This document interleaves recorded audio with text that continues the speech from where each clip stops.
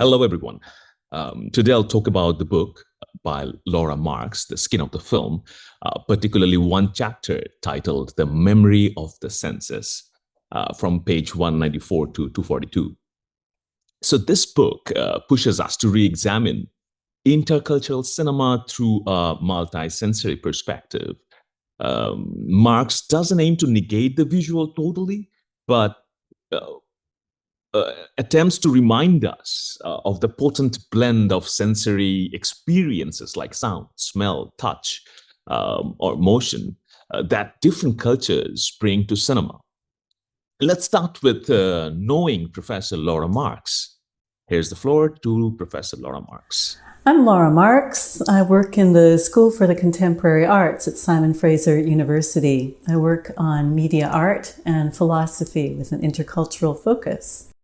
Today, I'll share a few examples from these films that Marx referred to in the text, while discussing not only the total sensorial experience of a visual motion art, but also its limits. And the primary limitation of such knowledge is memory association, that Laura says, because it gives meaning to certain visual montage. Particularly nostalgic portrayal of any object in intercultural cinema that can evoke past memories. And as an audience, we might be able to feel that sound, smell, or touch through our memory by going back to the memory if it's associated with the memory. For instance, Marx exemplified on page 204, Grandma's Kitchen, that evokes certain memory, right? The tobacco my grandfather used to smoke.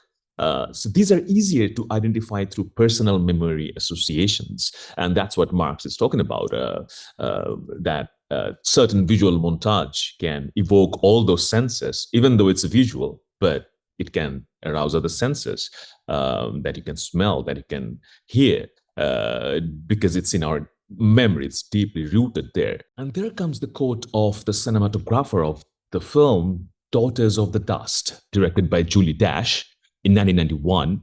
And the quote goes like this: "The culture that's going to survive in the future is the culture you can carry in your head," on page 200. And Arthur Jaffa actually cited his idolized visual artist, another artist, Namjoon Paik, on page 200 of this book, The Skin of the Film. So let's talk about this example. This film has been cited a lot of times. It has been discussed by Laura Marks plenty of times in this chapter, Daughters of the Dust. So in this film by Julie Dash, we see the powerful juxtaposition of women preparing food and Aunt Viola reading the Bible. So this comparison between these two different things going at the same time, or this comparison showcases a blend of oral culture, intergenerational knowledge, and definitely the looming shadow of Christianity on page 225 in this book. So let's have a look at the scene.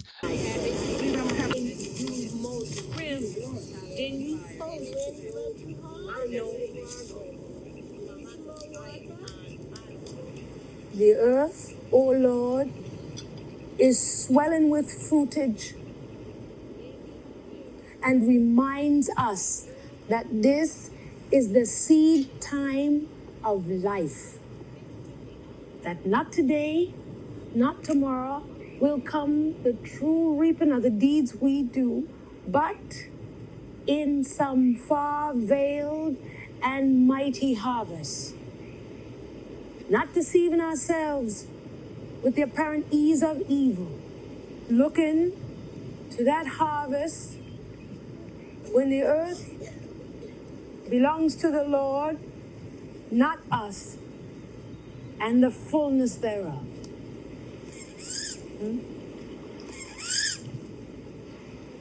In an interview, Julie Dash, the director of the scene that we just have watched, she said her intention was not at all to make an ethnographic film,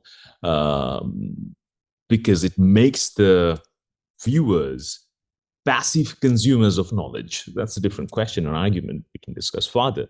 And there, Professor Marx talked about synesthesia, which refers to experiencing one type of sensation through a different sense, like perceiving colors through touch. So current technologies cannot truly replicate all the kinds of feelings like touch, smell, and taste or movement. They can only emulate or hint at these sensations, like how virtual reality combines sound and visuals to suggest motion.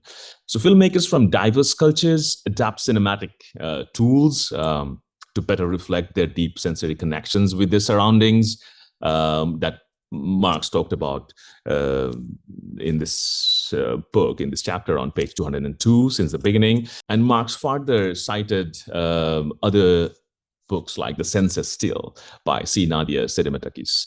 And while talking about that book, also highlighted adaptation of a very famous poem by Maya Angelou, Still I Rise, and which has been visually adapted by Ngozi Onwurah. And this adaptation confronts the stereotyped idea that Black women are more physical and more sensual on page 206. Now, this question was raised at the beginning of the text as well. How to free our eyes from cultural constraints? Sultry, savage, dirty, hard, exotic, erotic. Marx proceeds to highlight the difference between visually analyzing an object from an outsider's perspective or from the outside and knowing that object from inside, which is through lived embodied experience. And Marx talked about it on page 218. There's a video art named Siskiavi, The Place of Chasms by Victor Masayesva, if I'm pronouncing it right. Yeah, it's a good example of this insightful discussion where Marx further deepens this discourse by highlighting visual anthropology's pitfalls in colonizing the sensory order of studied cultures on page 230. They used to teach us to respect those things and be afraid of them. Kim did some work on it, and this is her report. The legends of the Hopi people could be seen through the designs of the pottery. The figures such as birds, people, animals, and geometric designs are related to history. These designs are the symbols of plants, ceremonial events, and people who have importance. Grandma, like you told me, on a particular pot, there was a circle divided into fours. The circle represents the four worlds which we lived in. In the circle, bird tracks are painted. Then there were geometric designs like trails leading to different places. They were going constantly in circular motion. Every path leads to the same place. The earth is a circle which never ends, meaning that wherever you go, you'll always end up at the same place.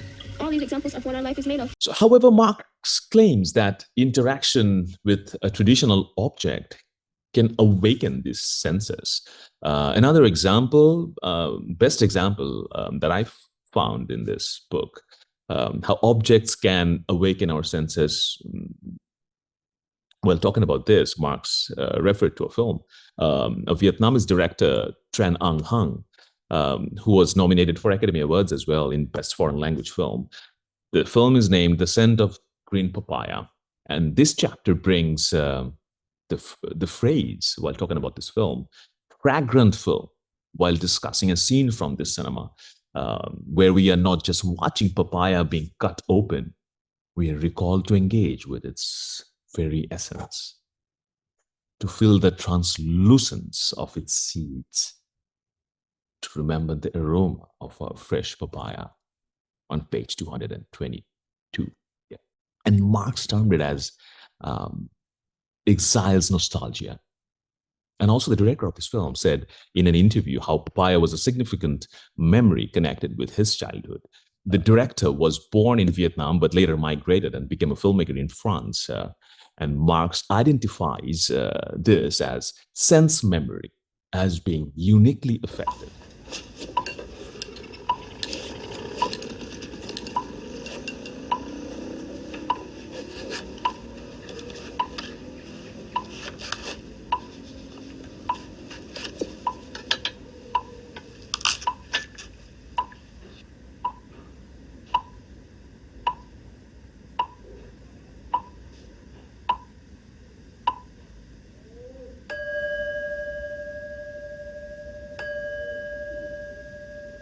Thôi, bưng cái mâm này lên đi. So intercultural filmmakers, as highlighted by Marx, stretch cinematic tools to portray their authentic and sensory-rich connections to the world. The materialist retentionist, that concept by Arthur Jaffa, where he emphasizes this tangibility, urges us to engage with cinema not just through our eyes, but with all the possible senses. And finally, Laura Marx invites us to a cinematic experience that transcends the visual. And this book reminds us that when we find nothing to see, there might be a world to feel or even to smell, on page 231. While reading this chapter, it reminds me of a film that I recently watched, directed by Susana Diaz. The title of that film is 48, which is a documentary film where she interviews 48 prisoners tracing Portugal's fascism, the period of fascism from 1926 to 1974. And literally, there are scenes without any visual, completely blank screen. So the audience must feel the sounds and ambience to flow with those victims' narratives. Sometimes ambience like hesitation, sound of pencils, or scratching the table with nails. When these victims were sharing their stories, these sounds have meanings. And Susana Diaz said in an interview that she didn't realize that while filming it, how these sounds can add a dynamic dimension to the storytelling sensorium. Instead, she realized this in the post-production, how important these sounds were. Let me show you a glimpse of this film. Os gritos de uma pessoa que me parecia umas vezes a Alice, outras vezes o meu pai, outras vezes a minha mãe, outras vezes o miúdo. E depois quando aparece o indivíduo com o alguidar, então aquilo, há muita gente que pode não... Eles começam a meter aquilo em cima da mesa. Tiram o serrote, tiram a faca e começam a dizer, então quem é que começa primeiro? Aquilo mete terror. Porque houve muitos que claudicaram. Tiveram muito medo e o medo transformou-se numa outra coisa que é falar. Cinema, in its truest essence, is not just a play of light and shadow, but a tapestry of senses, memories, and emotions. And Marx says it may not always bring forth the missing senses, but it has certainly the power to evoke those senses. And that's all. Hope you enjoyed. Thank you so much.